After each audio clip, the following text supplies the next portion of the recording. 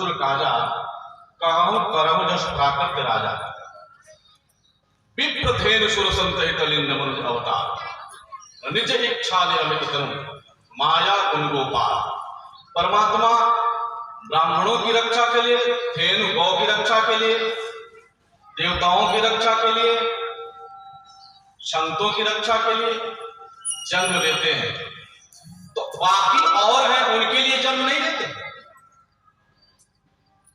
विप्र सुर संतहित लिंग मनुज अवतार, बोले परमात्मा के अवतार के कई कारण हैं। एक बड़ा विचित्र और कारण है, परमात्मा राम है कौन?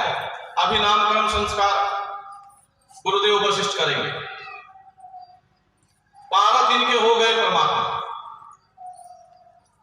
दशरथ जी गए गुरु वशिष्ठ के पास, कहा महाराज मेरे पुत्रों का नामकरण संस्कार कीजिए। स्वस्थ वाचन पढ़ करके पूजा करा करके नामकरण संस्कार किया गया। नामकरण संस्कार 16 संस्कारों में एक सुंदर संस्कार है। हमारे यहाँ सीमंत संस्कार से लेकर श्राद्ध संस्कार तक सारे के सारे संस्कारों का ज्ञान था, लेकिन हम केवल 1-2 संस्कार ही अब कर पाते हैं, बाकी संस्कारों को हमने छोड़ दिया है। बच्चे का नाम हम अभी गर्भ में है रख देते हैं, रखना बुरी बात नहीं है, मैं ये नहीं कहता कि मत रखिए, लेकिन निरर्थक शब्द का नाम टिटुआ, पिटुआ, सिटुआ, पिटुआ, न जाने क्या नाम रख देते हैं जिसका कोई अर्थ ही नहीं होता। आपने नाम रखा क्या है? निरर्थक शब्द का नाम रख देते हैं। आप अपने पुत्र का नाम अगर नारायण रख पाए, अपने पुत्र का नाम राम रख पाए, आप अपने पुत्र का नाम शिव रख पाए, अपनी पुत्री का नाम दुर्गा रख पाए, बोले नहीं ये मॉडल युग में नाम नहीं चलेगा। महाराज कैसा मॉडल युग? परमात्मा का नाम नहीं चलेगा? कैसा मॉडल युग है जो परमात्मा का नाम नहीं चलेगा? बोले परमात्मा का नाम चलेगा। एक नारायण नाम रखने के कारण अजामिल का उद्धार हो गया। गुरु वशिष्ठ के पास गए, दशरथ जी बोलते नामकरण संस्कार कीजिए। नामकरण संस्कार किया उन्होंने, कहा कि पहले पुत्र का नाम राम होगा। बोले क्यों? बोले जो आनंद सिंधु सुख राशि, सीकर से त्रैलोक सुखासी, सो सुखधाम राम असनामा, अखिल लोकदायक विश्रामा। अखिल लोकदायक विश्रामा, अखिल लोकदायक विश्रामा। जो आनंद सिंधु है वो राम है। अच्छा, आनंद आपके पास हो, ये भगवान 4 रूप में जो आए, ये जगत के 4 आधार हैं। परमात्मा जो 4 रूप में आए ना, तो ये 4 रूप परमात्मा के जगत के 4 आधार हैं। बोले पहला आधार क्या है? बोले आनंद। हम सब आनंद खोजते हैं, हर जगह आनंद खोजते हैं, सब में आनंद खोजते हैं, सदा आनंद खोजते हैं, सर्वदा आनंद खोजते हैं। हमारा अन्वेषण, हमारा खोज केवल आनंद ही है। मैं आनंद ही खोज रहा हूं, दूसरा कुछ खोज नहीं रहा हूं। इस जगत में सारे प्राणी आनंद खोज रहे हैं। अपने पुत्र में आनंद, अपनी पत्नी में आनंद, अपने घर में आनंद, अपने दुकान में आनंद, अपने खेत में आनंद, अपने खलियान में आनंद, अपने मकान में, दुकान में, खेत में, खलियान में केवल आनंद ही खोज रहे और कुछ नहीं खोज रहे। इस जीव का अन्वेषण केवल आनंद का हो रहा है, आनंद ही खोजता है, परंतु वो आनंद जो खोजना चाहिए वो आनंद नहीं खोजता। वो विषयानंद में भ्रमण करता रहता है। ये संसार का जो आनंद है वो विषयानंद है, विषयानंद। अच्छा, पति अपनी पत्नी से आनंद चाहता है। माई बात, कथाएं तो बहुत हैं, कथाएं तो हैं कि अगर लगातार साल भर भी गाए जाए तो रामचरितमानस खत्म होने वाला नहीं। 1 साल लगातार गावत जाए तब वो खत्म ना हुई। प्रभु की ऐसी महिमा है, लेकिन संक्षेप में मैं आपको सुनाते चलूंगा क्योंकि समय अभाव है। मैंने सोचा था कि 3 बजे से कथा शुरू हो जाएगी, तो कथा भी लेट शुरू हो रही, 4:30 बजे शुरू होती है। इसलिए संक्षेप में मैं आपको सुनाता था, जितना पार लगेगा उतना सुना पाएंगे। बस परमात्मा की कृपा बनी रहे। बोले आनंद हम खोजते हैं हर जगह आनंद। पति पत्नी में आनंद खोजता है। अच्छा आनंद पत्नी में है? पत्नी में आनंद है जी? बोले नहीं है। अगर पत्नी में आनंद होता तो पत्नी आनंद की इच्छा क्यों करती? अगर आनंद का भंडार पत्नी होती तो फिर पत्नी आनंद की इच्छा क्यों करती? पत्नी भी आनंद की इच्छा कर रही है, इसका मतलब कि पत्नी के पास भी आनंद नहीं है, पति के पास भी आनंद नहीं है, केवल आनंदाभास हो रहा है। बोले विषय वासना के आधार से आनंदाभास हो रहा है, आनंद है नहीं दोनों में। बोले आनंद कौन है? बोले आनंद स्वरूप तो केवल मेरे राम है, आनंद स्वरूप तो केवल मेरे परमात्मा है। बोले जो आनंद सिंधु सुख राशि सीकर से त्रैलोक पासी। अच्छा आनंद आपके पास हो और दूसरे का नाम रखा विश्व भरण पोषण कर जोई गाकर नाम पर असोई। बोले जगत का भरण पोषण करने वाला जो आधार है वो है भरण। अच्छा आनंद हो और पेट में अन्न ना हो तो आनंद तो हवा हो जाए। पेट में अन्न न रहे तो आनंद हवा हो जाएगा। लेकिन जो विश्व का भरण पोषण करने वाला आधार है उसका नाम है भरत, दूसरा आधार है भरत। तीसरा आधार है शत्रुघ्न, तीसरा आधार है शत्रुघ्न। बोले शत्रुघ्न का मतलब क्या होता है? जाकर नाम सुनने से, जिसका नाम सुनने मात्र से शत्रु का नाश हो जाए। अच्छा आपके पास पैसा भी बहुत ज्यादा हो, आपके पास आनंद भी बहुत ज्यादा हो और शत्रु से भय लगता हो हमेशा, तो जाकर सुमिरन तेरी पुनासा नाम शत्रुघ्न वेद प्रकाशा। वेदों ने इसका नाम शत्रुघ्न रखा है। क्यों? कि जिसका स्मरण करने मात्र से शत्रु का नाश हो जाता है ना, उसका नाम शत्रुघ्न है। ये शत्रु का नाशक है शत्रुघ्न। ये तीसरा आधार है। पहला आधार आनंद है, दूसरा आधार विश्व भरण पोषण है, तीसरा आधार शत्रु का नाशक है और चौथा आधार है लक्षण धाम राम प्रिय सकल जगत आधार। गुरु वशिष्ठ कई राखेऊ लक्ष्मण नाम उदार। बोले आनंद भी हो, पैसा भी खूब हो, शत्रु से भय भी ना हो, लेकिन ये आधार शक्ति खत्म हो जाए। आधार शक्ति नहीं रहे तो परमात्मा अगर आधार शक्ति ना रखे तो हम सब रहेंगे कहां? बोले जो सारे जगत का आधारभूत अधिष्ठात्र देवता है, जो सारे जगत को धारण करने वाला है ना, उसको बोलते हैं लक्ष्मण, उसको बोलते हैं लक्ष्मण। ये चार आधार ही, ये जगत के चार आधार चार रूप में परमात्मा प्रकट हो गए।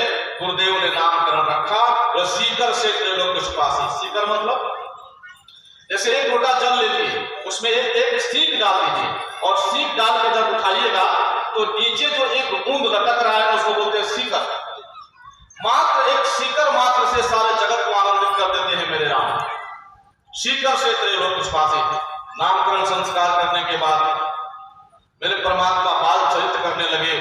चूड़ांकन संस्कार हुआ, गुरु जी के पास भेजे गए और गुरु गृह गयो पढ़न रघुराई अल्पकाल विद्या सब आई।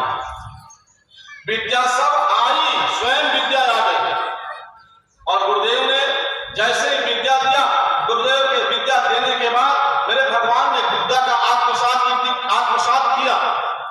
मेरे भगवान ने विद्या का आत्मसात किया, सारी विद्या स्वयं परमात्मा के पास आकर खड़ी हो गई। बोली महाराज आप मुझे धारण कर ले, हम करने हो जाएंगे। ऐसे परमात्मा लीला कर रहे हैं। मैया कौशल्या को भी उन्होंने रूप दिखाया, दिख रहा अद्भुत रूप अखंड रोम रोम प्रतिराग कोटि कोटि ब्रह्मांड। परमात्मा ने दिखाया करोड़ों करोड़ों ब्रह्मांड जिसके एक एक रुएं में लटके हुए हैं। परमात्मा ने अनेक लीलाएं की जगत में और थोड़े बड़े हुए तो एक बड़ी विचित्र काम हुई। बोले इधर बाबा जग बक्सर में यज्ञ कर रहे हैं, विश्वामित्र जी बक्सर में यज्ञ कर रहे हैं। और यज्ञ करते हैं तो निशाचर आकर के उस यज्ञ को भस्म कर देते हैं, रुधिर डालते हैं, मांस डालते हैं, उनके यज्ञ को पूरा नहीं करने देते। ये असुरों का काम ही होता है। जहां शुभ कर्म हो ना वहां पिंड डालते हैं। असुर का काम ही है जहां शुभ कर्म हो वहां पिंड डालेंगे, वो अपना टांग अड़ाते हैं। अब असुर तो कर रहे हैं विघ्न, और इधर विश्वामित्र जी यज्ञ कर रहे हैं। वास्तव में यज्ञ पूरा हो क्यों नहीं रहा विश्वामित्र जी का? और विश्वामित्र जी का यज्ञ पूरा क्यों नहीं हो रहा? उसका एक कारण है। विश्वामित्र जी के यज्ञ न होने का एक कारण है, विश्वामित्र जी पुरुषार्थ के बल पर यज्ञ को पूरा करना चाहते हैं। सोचते हैं मैं पुरुषार्थी हूं, अपने पुरुषार्थ के बल पर यज्ञ को पूरा कर लूंगा। परमात्मा कहते हैं करो, कर। पुरुषार्थ के बल पर यज्ञ कर लो। परमात्मा कहते हैं कि जब तक मेरी कृपा नहीं होगी, पुरुषार्थ और कृपा जब एक होता है तो कार्य में सफलता मिलती है। आपका पुरुषार्थ और परमात्मा की कृपा जब बरसेगी तो कार्य में सफलता मिलेगी। विश्वामित्र जी पुरुषार्थ के बल पर यज्ञ करना चाहते हैं, परमात्मा कहते हैं करो। अब थक गए, पुरुषार्थ के बल पर विश्वामित्र जी थक गए। हमारे पास जितना पुरुषार्थ होता है ना, हम सोचते हैं कि पुरुषार्थ के बल पर सब काम कर लें। आप डरिए मत, आपको दिल्ली ले जाएंगे, बंबई ले जाएंगे दिखाएंगे, आपको अमेरिका ले जाएंगे दिखाएंगे, छोड़ेंगे नहीं, बड़े से बड़े डॉक्टर के पास ले जाएंगे, आपको एकदम नोटों में तौल कर रखेंगे। महाराज कोई कमी नहीं, नोटों में तौल कर रखेंगे। और एक बात बताएं, अगर इस दुनिया में केवल गरीब मरते होते ना तो अमीर जीने नहीं देते गरीबों को। पैसे के बल पर किसी को बचाया नहीं जा सकता माई बाप, पैसे के बल पर किसी को नहीं बचाया जा सकता। पुरुषार्थ लगा लो, लाख कोशिश कर लो, आप बचा नहीं सकते।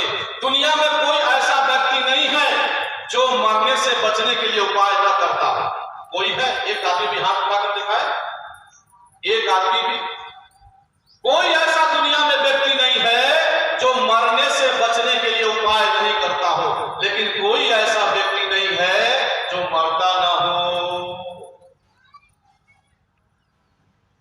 कोई बचा नहीं और उपाय करने से कोई हटा भी नहीं, सभी उपाय करते हैं। पुरुषार्थ जब तक है तब तक हम बड़ी कोशिश करते हैं, लेकिन जब पुरुषार्थ थक जाता है ना तो हम कहते हैं कि जौन करिए तुम भगवान ने करी है, अब तो भगवान पर छोड़ देते हैं।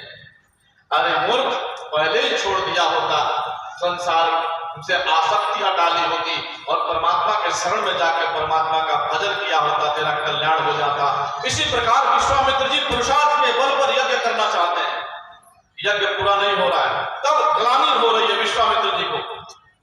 अरे विश्वामित्र महामुनि ज्ञानी, विश्वामित्र महामुनि ज्ञानी, बसहि विभिन्न शुभ आश्रम जानी, बसहि विभिन्न शुभ आश्रम जानी, जहाँ तप यज्ञ जोग मुनि कराही, जहाँ तप यज्ञ जोग मुनि कराही, अपनी माई चक्षु बाहुनि डराही, अपनी माई चक्षु बाहुनि डराही, देखत जग निशाचर धारी, देखत जग निशाचर धारी, करहि उपद्रव मुनि दुख पावनी, करहि उपद्रव मुनि दुख पावनी। विश्वामित्र महामुनि ज्ञानी, बसई विभिन्न शुभ आश्रम जानी, बक्सर में यज्ञ कर रहे हैं। और यज्ञ में जैसे ही यज्ञ करते हैं निशाचर आते हैं और एकदम परेशान करते हैं।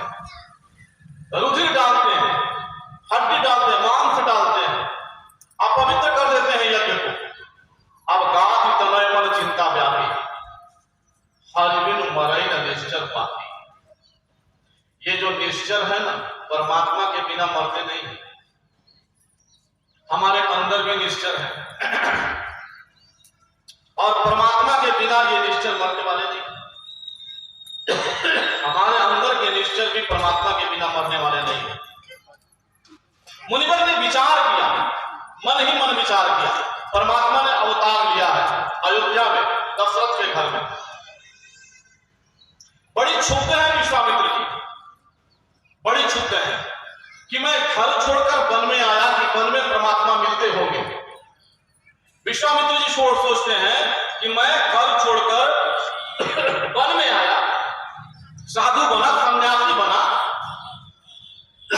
इतनी तपस्याएं की कि परमात्मा वन में मिलते थे, लेकिन परमात्मा वन में नहीं मिले। विश्वामित्र जी को परमात्मा वन में नहीं मिले। परमात्मा कहां मिले? दशरथ जी के घर में मिले। अरे महाराज, सन्यासी होकर, इतना बड़ा तपस्वी होकर, पूरे ब्रह्मांड में नाम है विश्वामित्र जी का, और एक गृहस्थ के घर में जाना पड़ेगा मांगने के लिए। दो राजकुमारों को बड़ी क्षुब्ध हो गए, गृहस्थ के घर में आकर के ही मांगना पड़ेगा, क्योंकि गृहस्थ धर्म आश्रम जो है समस्त आश्रमों का आधार है। गृहस्थ आश्रम समस्त आश्रमों का आधार है।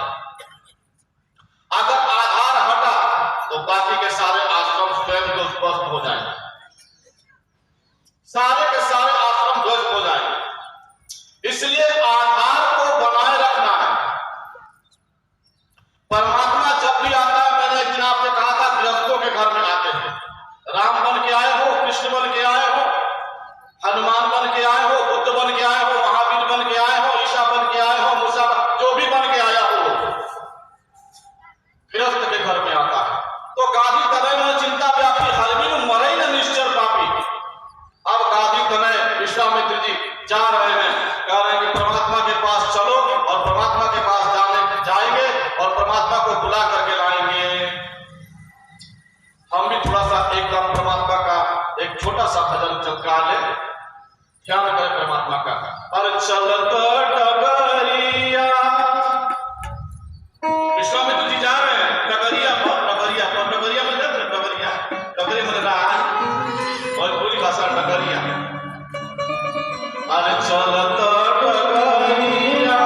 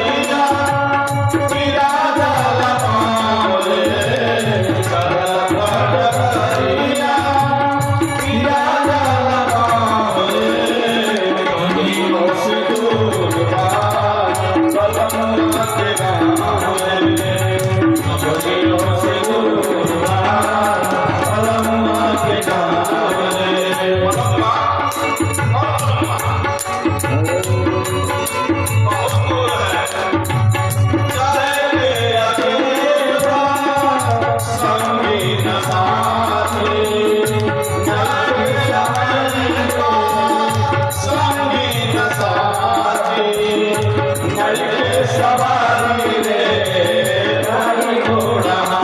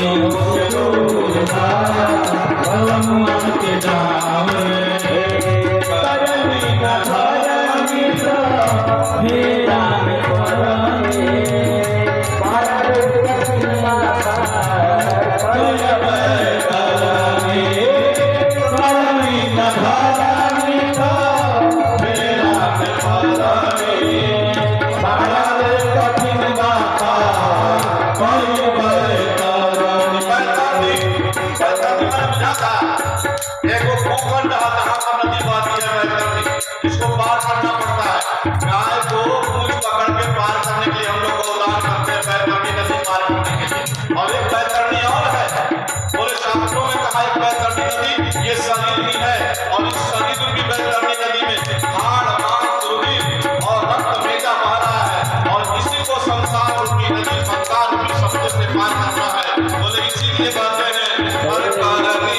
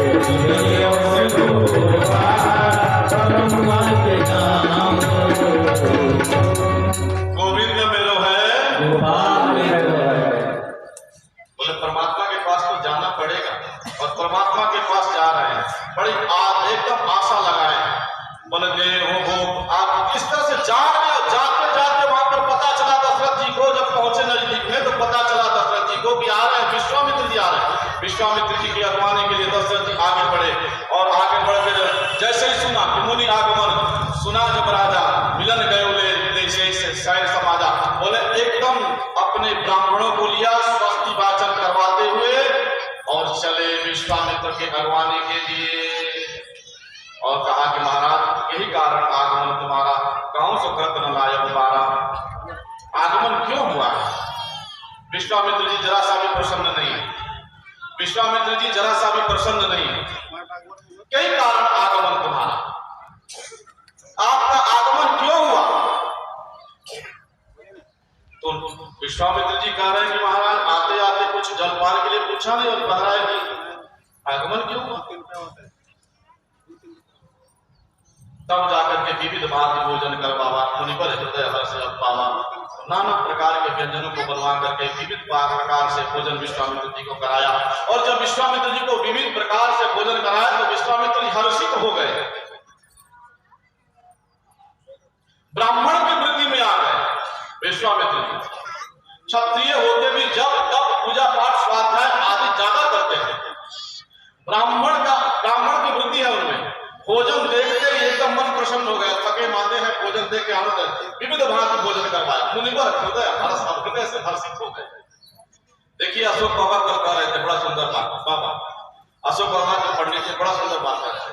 अगर कोई आपके यहाँ आता है ना, आप उसको भोजन करा देते हैं तो बहुत भोजन करेगा, चाहे जितना भोजन करेगा, लेकिन एक समय आएगा कि वो थाली रोक देगा, कहेगा बस अब नहीं चाहिए। आप जबरदस्ती देंगे फिर भी वो नहीं लेगा, जबरदस्ती देंगे नहीं लेगा। भोजन कराएंगे, एक समय ऐसा आएगा पेट भर जाएगा, वो थाली को रोक देगा, आगे बाबा ना लीजिए। बाकी धन से पेट नहीं भरेगा, दौलत से पेट नहीं भरता। किसी ने कहा है बस करने, थाली में भोजन से पेट भर जाता है, लेकिन धन और दौलत से पेट नहीं भरता। धन और जन किसको नहीं चाहिए? धन और जन से पेट नहीं भरता। 4 को 8 तू कर ले, 8 को 60 तू कर ले, 60 को लाख तू कर ले, रहेगा फिर भी ये खाली पेट को लाख तू भर ले। ये लोभ रूपी पेट भरता नहीं कभी किसी का। थाली का भोजन से पेट तो भर जाता है, लेकिन लोभ का पेट भरता बढ़ता नहीं। विश्वामित्र जी को जैसे ही भोजन कराया ना, विश्वामित्र जी आनंद से गदगद हो गए, आनंद से गदगद हो गए। मुनिवर हृदय हर्ष अत पावा, कहा कि महाराज कहिए अब आपको क्या चाहिए, यही कारण आगमन तुम्हारा, कौन सा कर्तव्य लाया, पर किस कारण से आप आए हैं। विश्वामित्र जी कहते अरे असुर समूह सतावहि मोहि, अरे असुर समूह सतावहि मोहि, मैं जाचक आयो देखत होहि, मैं जाचक आयो देखत होहि। अनुज समेत देव रघुनाथा, अनुज समेत देव रघुनाथा, निशिचर पद में हो बसनाथा, निशिचर पद में हो बसनाथा।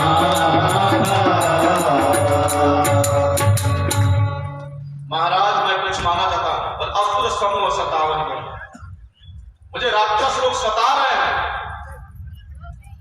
मैं चाहूं तो अपनी तपस्या के बल से उन्हें जलाकर भस्म कर सकता हूं, लेकिन मैंने व्रत ले रखा है और मैं तपस्या का फल भंग न हो, इसलिए मैंने व्रत ले रखा है। और मुझे मालूम है कि आपके 5 राजकुमारों का जन्म हुआ है, 4 राजकुमार आए हैं, उसमें से 2 राजकुमार हमें दे दिए। अनुज समेत देहु रघुनाथा,